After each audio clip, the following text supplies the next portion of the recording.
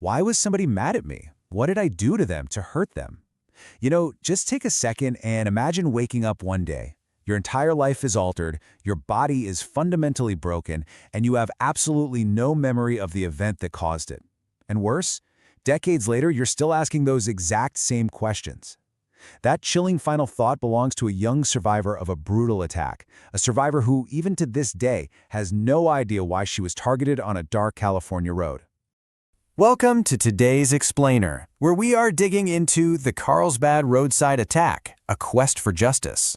We're going to take a structured, deep dive into the conflicting evidence and the really enduring mystery of this unsolved crime from 1987.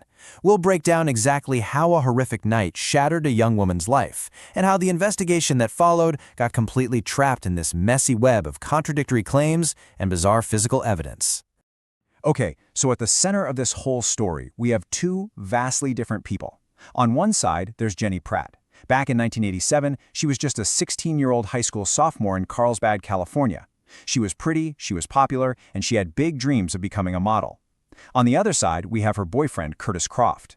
Now, Jenny's mother, Diane, was under the distinct impression that Curtis was just a year or so older than her daughter. And he definitely looked 17. He drove a Porsche, he was this surfer guy with plenty of cash. But the reality? Well, Curtis was actually 24 years old, and he already had a drug conviction under his belt. This hidden past is a detail you'll want to remember because it becomes a massive focal point of the investigation later on. So, let's set the scene. The fateful night was April 25, 1987. Going directly against her parents' very clear wishes, Jenny decided to go out with Curtis anyway. Curtis had borrowed a friend's motorcycle for the evening, and he swore to Jenny's parents that he would get her back home safely before her midnight curfew. But that curfew was tragically missed. Actually, Jenny never made it home at all. Sometime that night, as the two of them were riding down Rancho Santa Fe Road, their lives collided with something completely unimaginable. Jenny's parents eventually got the call that literally every parent dreads. Their daughter had been airlifted to a hospital.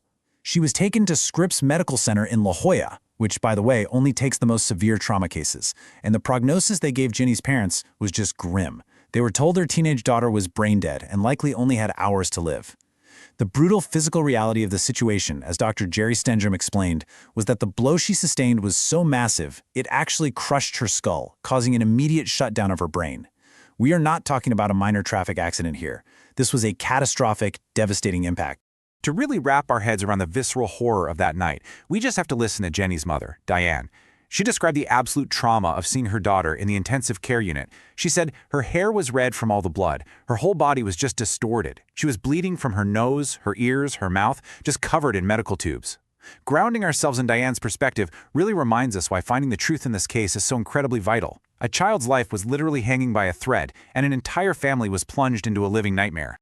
Well, miraculously, Jenny actually survived those first few critical hours, though she did lapse into a very deep coma. So with Jenny fighting for her life, the immediate focus shifted to the police investigation. The Carlsbad Police Department, led by folks like Sergeant Jim Byler, started processing the crime scene. And the physical evidence they recovered was chilling. The weapon used, it wasn't a rock or a standard club. It was a massive 6.5-foot-long wooden 2x4. But when investigators examined this huge board, they found absolutely zero fingerprints on it. None. The only identifying physical evidence left behind were bloodstains, which were quickly determined to be Jenny's. Right, so the crucial question becomes, what exactly happened out there in the dark? The initial police theory was almost entirely based on Curtis Croft's immediate account of the event. Curtis vividly recalled that he was driving slowly toward an intersection when suddenly something struck him and hurt him badly. He claimed a vehicle zoomed past them, and when he turned around to look, Jenny was already incapacitated. Based on his specific description, police put together a theory. A white pickup truck full of laughing teenagers flew past them at a high rate of speed and through that massive board.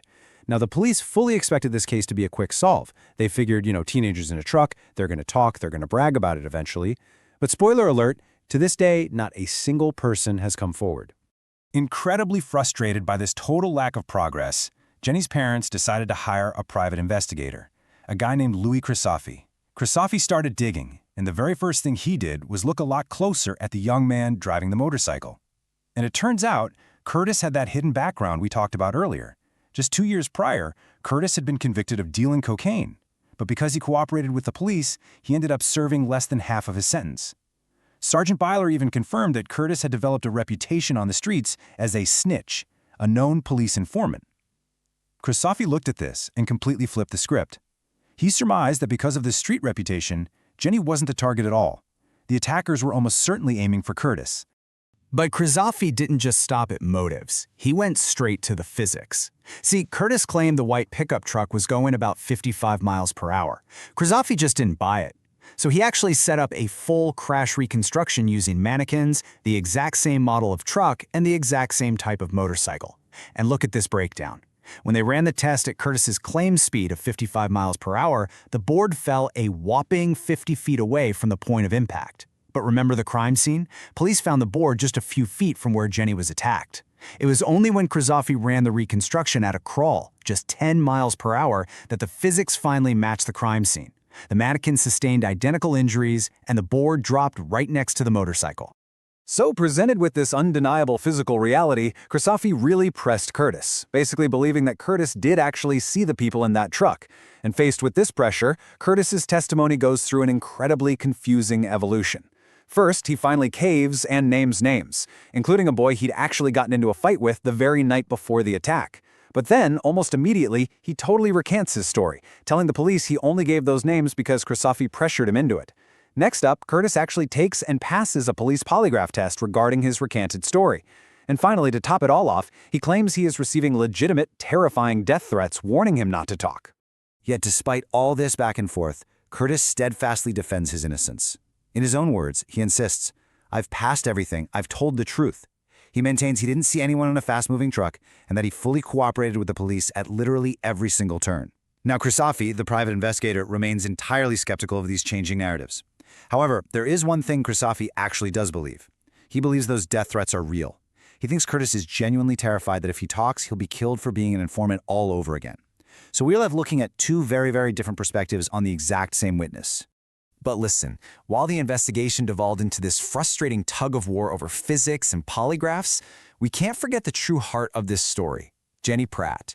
Her recovery is nothing short of an incredible triumph of the human spirit. Amazingly, 3 months after her skull was crushed, Jenny woke up from her deep coma. 12 weeks after that, she was finally strong enough to begin physical therapy. 7 months later, she began to speak again. And 1 year after doctors told her parents she had mere hours to live, Jenny learned to walk again. It is a miraculous medical recovery that absolutely defies all early expectations. Yet, despite Jenny's unbelievable physical recovery, the emotional and psychological wounds are still wide open because justice has just never been served. The Carlsbad roadside attack remains completely unsolved. We've looked at the brutal evidence, the conflicting vehicle speeds, the dark shadow of a drug informant's past, and a massive wooden board left on the asphalt. And it all leaves us with one lingering, provocative question to close out our explainer today. Who was really in that white pickup truck on the night of April 25th, 1987? And after all these decades, will anyone ever have the courage to step forward